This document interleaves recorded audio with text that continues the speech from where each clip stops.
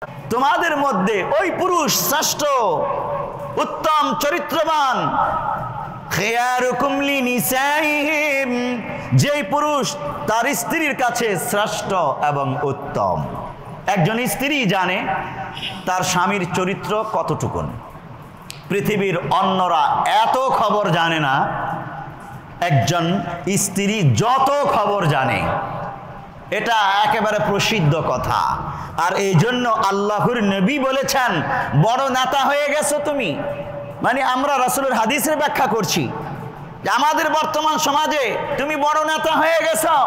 কর্মীরা হাজার হাজার কর্মী স্লোগান দিচ্ছে, আমার নেতার চরিত্র ফুলের মতো পবিত্র। এই যে স্লোগান দিচ্ছে হাজার হাজার মানুষ, এই হাজার হাজার লক্ষ লক্ষ মানুষের এই সার্টিফিকেটের মূল্য নাই যদি স্ত্রী তার বিপক্ষে এক জায়গায় দাঁড়িয়ে বলে আমার স্বামীর চরিত্র ফুলের মতো পবিত্র না। সব শেষ। লক্ষ কণ্ঠের আওয়াজ এক কণ্ঠের কাছেই পরাজিত হয়ে যায়। আল্লাহর নবী তাই বলেছেন। তাহলে যখন একজন স্ত্রীর কাছে সার্টিফিকেট নেওয়া লাগে চরিত্রের স্বামীকে, তাহলে আপনি বুঝুন এই স্বামী স্ত্রীর কাছে কতটা ধরা এবং ওই স্ত্রীর সাথে কতটা ভালো আচরণ করতে হবে তাকে, তবেই সে সনদ পাবে, চারিত্রিক সনদ পাবে, অন্যথায় পাবে না। এই পয়েন্টগুলো বুঝার যোগ্যতাও নাই তথাকথিত নারীবাদীদের। কত গভীরের পয়েন্ট এগুলো। আল্লাহর নবী দেখুন ইরশাদ করছেন, ওয়া ইন্নাকা লা তুনফিকা নাফখাতান তাবতাগি বিহা ওয়াজহাল্লাহি ইল্লা উজিরতা আলাইহা হাত্তা আল-লুকমাতা তাদউহা ফি ফামি ইমরাআতিক। সহিহ বুখারীর হাদিস। প্যারা নবী সাল্লাল্লাহু আলাইহি ওয়াসাল্লাম ইরশাদ করছেন, তুমি আল্লাহর সন্তুষ্টি অর্জনের জন্যই টাকা পয়সা খরচ করো। ইল্লা উজিরতা আলাইহা হাত্তা আল-লুকমাতা তাদউহা ফি ফামি ইমরাআতিক। বরং আল্লাহর সন্তুষ্টি অর্জনের জন্য ইবাদত হিসেবে তুমি লোকমা, খাবারের লোকমা তুমি তোমার স্ত্রীর মুখে তুলে দাও। আল্লাহর সন্তুষ্টির জন্যই তো আমরা ইবাদত করি। প্যারা নবী সহিহ বুখারীর এই হাদিসে বুঝাতে চান, স্ত্রীর পিছনে তুমি টাকা পয়সা খরচ করতেছ, এটা তোমার ইবাদত, অর্থনৈতিক ইবাদত, আল্লাহর সন্তুষ্টির জন্যই করছো। ঠিক তেমনি করে স্ত্রীর সাথে এমন আচরণ, এমন ভালো আচরণ করতে হবে, এমন কি তুমি তোমার স্ত্রীর মুখে লোকমা, খাবারের লোকমা তুলে দাও মহাব্বতের সাথে, এটাও আল্লাহর ইবাদত বলে গণ্য হবে।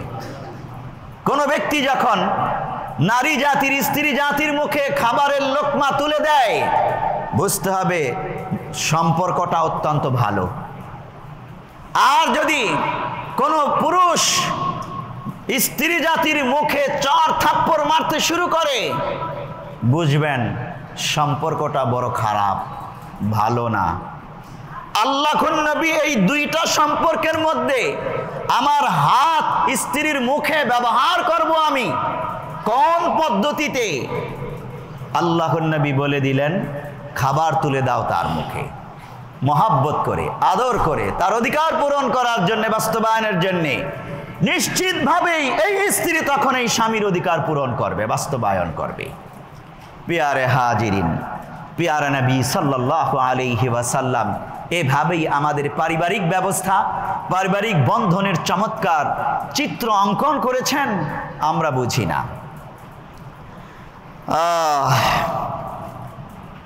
আল্লাহর নবী দেখুন, একজন সাহাবী হযরত জাবির রাদিয়াল্লাহু তাআলা আনহু, তাকে লক্ষ্য করে বলছেন, ক্বালা রাসূলুল্লাহ সাল্লাল্লাহু আলাইহি ওয়াসাল্লাম লিজাবির হাল্লা বিকরান তুলাইবুহা ওয়া তুলাইবুকা।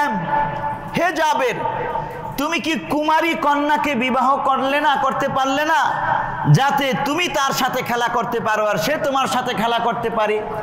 দেখুন আল্লাহর নবী একজন স্ত্রীর অধিকারের কথা বলতে গিয়ে তার মনোরঞ্জন, তার বিনোদন, তার খেলাধুলার দিকটাও উপস্থাপন করেছেন। একজন স্বামী যেন তার স্ত্রীর খেলাধুলার মানসিকতা, আনন্দ উপভোগ, বিনোদনের দিকটাও স্মরণে রাখে। এই হাদিসটাও সহিহ বুখারীর, এবং সহিহ বুখারীতেই আছে। আম্মি জান আয়েশা সিদ্দিকা রাদিয়াল্লাহু তাআলা আনহা, তিনি তো অল্প বয়স্কা ছিলেন, এবং জানেন অল্প বয়স্কা কন্যারা, স্ত্রীরা, তাদের একটু বিনোদনের মানসিকতা থাকে, খেলাধুলার আনন্দ উপভোগ করার মানসিকতা থাকে। পিয়ারা নবী তার ঘরেই বসা, মসজিদে নববীর আঙিনায় লোকজন আছে, হাবশি গোলামরা আছে। আয়েশা সিদ্দিকা চাইলেন যে তাদের খেলাধুলাটা কিভাবে তারা খেলে, প্রতিযোগিতায় অংশগ্রহণ করে ওটা একটু দেখবেন, এটা একটা বিনোদন নেবেন, বৈধ বিনোদন। আল্লাহর নবী আয়েশা সিদ্দিকাকে বললেন, তুমি আমার পিঠের উপর উঠো, এই ঘাড়ের উপর দিয়ে, পিছনে আড়ালে থাকবে, ঘাড়ের উপর দিয়ে দরজার ফাঁক দিয়ে তুমি দেখো তাদের খেলাধুলা, কসরত, প্রতিযোগিতা। আম্মি জান আয়েশা সিদ্দিকা আল্লাহর নবীর ঘাড়ের উপর দিয়ে মসজিদে নববীর আঙিনায় যে খেলাধুলা করতেছে সৈন্যরা, পুরুষরা, সেই খেলাধুলা দেখলেন, উপভোগ করলেন। কেন অনুমোদন দিয়েছেন আল্লাহর নবী? তার অধিকার পূরণ করার জন্যে। আরো হাদিস আছে, সুনানে আবু দাউদ 2578 নম্বর হাদিস। আম্মি জান আয়েশা সিদ্দিকা রাদিয়াল্লাহু তাআলা আনহা নিজে বয়ান করছেন, সাবাকতুহু ফাসাবাকানি, যে আমি এবং রাসূলুল্লাহ সাল্লাল্লাহু আলাইহি ওয়াসাল্লাম একটা সফরে ছিলাম, খোলা ময়দান। তো ওই সময় আল্লাহর নবী আমাকে প্রস্তাব করলেন, দৌড় প্রতিযোগিতা দিবা? আমরা এই কাহিনী তো জানি নাকি, পুরাতন কথা, বহুবার শুনেছি, প্রসঙ্গ আসলো আবার বলছি। আয়েশা সিদ্দিকা বললেন যে হ্যাঁ হ্যাঁ, দৌড় প্রতিযোগিতা দিব। স্বামীর সাথে হাঁটতে পাশাপাশি একজন স্ত্রী অনেক ভালো লাগে, দৌড় প্রতিযোগিতা দিতে আরো ভালো লাগবে। বিভিন্ন খেল তামাশা উভয়ের মাঝে যে হয়, এটাও ইবাদত, নফল ইবাদত। এই খেল তামাশার মধ্যে সওয়াব আছে। স্ত্রীকে হাসাবেন, আপনি একটু আনন্দ দেবেন, হাসানোর জন্য একটা গল্প বললেন, শোনো তোমাকে একটা গল্প বলতেছি বলে একটা হাসানোর গল্প বললেন, আর স্ত্রী হেসে দিল, এটার মধ্যে আপনার সওয়াব, আমলনামায় নেকি লেখা হবে। আম্মি জান আয়েশা সিদ্দিকা রাজি হয়ে গেলেন, ইয়া রাসূলুল্লাহ, দৌড় প্রতিযোগিতা দেব, আমি রাজি। সাবাকতুহু ফাসাবাকানি ফাকাল হাদিহি বিতিলকা সাবাকা। আম্মি জান আয়েশা সিদ্দিকা ফাসাবাকতুহু আলা রিজলাইয়া, পায়ে হেঁটে হেঁটে দৌড়ে দৌড় প্রতিযোগিতায় আমি রাসূল সাল্লাল্লাহু আলাইহি সাল্লামকে হারিয়ে দিলাম, বিজয়ী হয়ে গেছেন তিনি। যেহেতু হালকা পাতলা গড়নের ছিলেন, আম্মি জান আয়েশা সিদ্দিকা বিজয়ী হয়ে গেছেন। ফালাম্মা হামালতুল লাহমা, আম্মি জান আয়েশা সিদ্দিকা বলছেন, কয়েক বছর পরের ঘটনা, আরেক দিন দৌড় প্রতিযোগিতার জন্য আল্লাহর নবী প্রস্তাব করলেন। ফালাম্মা হামালতুল লাহমা, তখন আমি আমার দেহের গোশত আরো বর্ধিত করে ফেলেছি। তার মানে কি, আগে তার দেহের ওজন কম ছিল, এখন ওজন বেড়ে গেছে, বয়স হয়েছে। সাবাকতুহু ফাসাবাকানি, আল্লাহর নবী আমাকে এবার হারিয়ে দিলেন, তিনি দৌড়ে বিজয় হয়ে গেলেন। ফাকাল হাদিহি বিতিলকা সাবাকা, আল্লাহর নবী বললেন, এই যে আজ আমি বিজয়ী হয়েছি, বিতিলকা সাবাকা, এটা তোমার আগের বিজয়ী হওয়ার প্রতিশোধ। এটা কোন প্রতিশোধ? মধুর প্রতিশোধ, যেটার মধ্যে আনন্দ পাওয়া যায়, এই রকম প্রতিশোধ। আম্মি জান আয়েশা সিদ্দিকা এতে কি নাখোশ হয়েছেন? খুশি, অত্যন্ত খুশি হয়েছেন। আল্লাহর নবীকে তিনি খুশি করতে পেরেছেন। আগে তিনি বিজয়ী হয়েছেন, এখন আল্লাহর নবী বিজয়ী হয়েছে, একজনে আরেকজনের অধিকার পূরণ করেছে। কি চমৎকার দৃশ্য! আমরা তো এই দৃশ্যটাও অঙ্কন করতে পারি না। প্যারে হাজিরিন, তাহলে দেখুন ইসলাম কত চমৎকার ভাবে নারী পুরুষের অধিকারগুলো প্রতিষ্ঠা করেছে আর ওরা কেড়ে নিতে চায়। এই জঘন্যরা ধর্মীয় অধিকারগুলো কেড়ে নিতে চায়, ইনসাফপূর্ণ ন্যায় সঙ্গত অধিকারগুলো তারা কেড়ে নিতে চায়। আল্লাহ তাআলা আমাদেরকে সঠিক কথা বোঝার তৌফিক দান করুন বলি আমিন।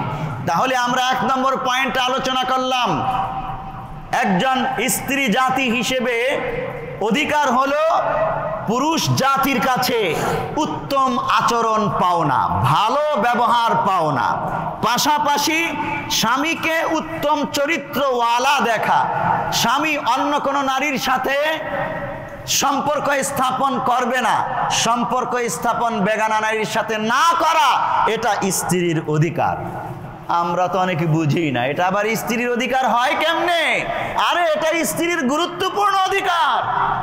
আরেকজন বেগানা নারীর সাথে যদি পুরুষ সম্পর্ক স্থাপন করে, সেই স্ত্রীর অধিকার প্রকটভাবে ক্ষুণ্ণ করে, অশান্তি সৃষ্টি হবে, অনেক প্রকারের সংঘাত শুরু হবে এখান থেকে। নিজের চরিত্রকে হেফাজত করলে স্ত্রীর অধিকার রক্ষা করা যায়। তাহলে 1 নম্বর অধিকারের কথা বললাম, উত্তম চরিত্র, ভালো ব্যবহার। স্বামীর উত্তম চরিত্র এবং স্ত্রীর সাথে স্বামীর ভালো ব্যবহার, দুইটা পয়েন্ট দুই দিক থেকে। স্বামীর উত্তম চরিত্র এবং স্ত্রীর সাথে স্বামীর ভালো ব্যবহার, এটা স্ত্রীর অন্যতম 1 নম্বর অধিকার। 2 নম্বর অধিকার স্ত্রীর দৈহিক অধিকার। স্ত্রীকে টর্চার করবেন না এবং স্ত্রীর দৈহিক অন্যান্য জৈবিক যেই অধিকারগুলো আছে সেগুলো পূরণ করা আপনার অন্যতম দায়িত্ব, অন্যথায় আল্লাহর আদালতে আপনি গুনাহগার হবেন। সাবধান। এখানে এসে নারীবাদীরা ভয়ঙ্কর একটা প্রস্তাব পেশ করেছে, বুঝেছেন? এই প্রস্তাব, এই আলোচনাগুলো, এই প্রস্তাবগুলো সব জায়গায় আলোচনা করা যায় না। এই নারীবাদীরা প্রস্তাব পেশ করেছে, স্ত্রীর সম্মতি ব্যতীত যদি স্ত্রীর সাথে দৈহিক সম্পর্ক স্থাপন করে স্বামী, তাহলে এটা এক প্রকারের রেপ কেস বলে গণ্য হবে। স্বামীর বিরুদ্ধে আদালতে মামলা দায়ের করবে স্ত্রী, আর এই স্বামীর বিচার করবে রাষ্ট্র আর আদালত। এই রকম ভয়ঙ্কর একটা প্রস্তাব তারা পেশ করেছে। আপনি বলেন, এই প্রস্তাব দ্বারা স্ত্রীর অধিকার কখনো রক্ষা হবে? ক্ষুণ্ণ হবে, ক্ষুণ্ণ হবে। যখনই এই প্রস্তাব বাস্তবায়ন করতে যাইবে, আপনি 100 ভাগ দৃঢ়তার সাথে বিশ্বাস করুন, ওই সংসারে আপনি আগুন ধরিয়ে দিলেন। এই নারীবাদীরা আমাদের ঘরে ঘরে সংসারে আগুন ধরাতে চায়।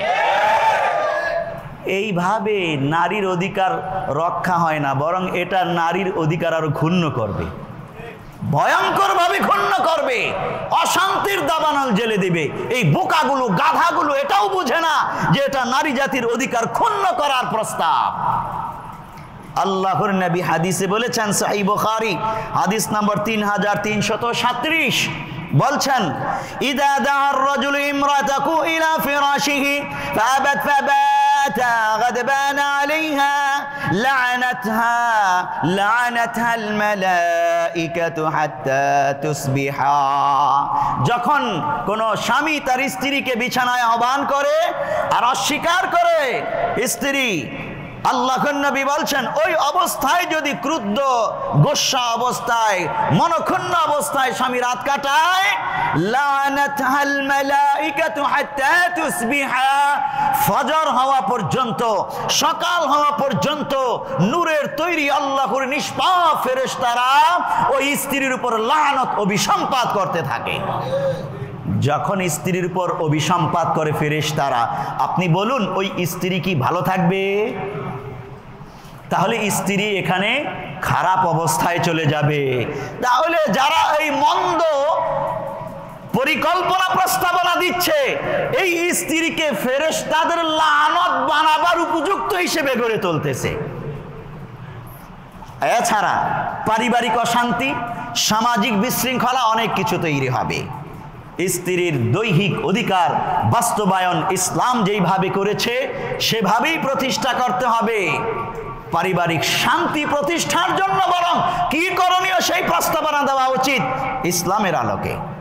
3 নম্বর পয়েন্ট, অর্থনৈতিক অধিকার। এই পয়েন্টে আলোচনা করতে গেলে সময় লেগে যাবে, অনেকগুলো পয়েন্ট আছে।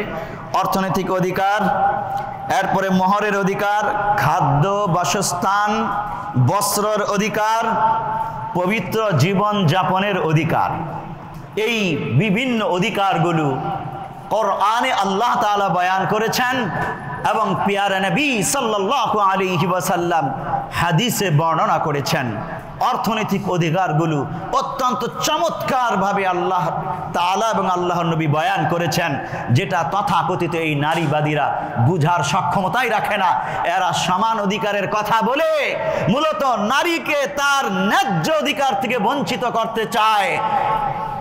ধর্ম কখনোই তাদেরকে সেই সুযোগ দেবে না, দেয় না।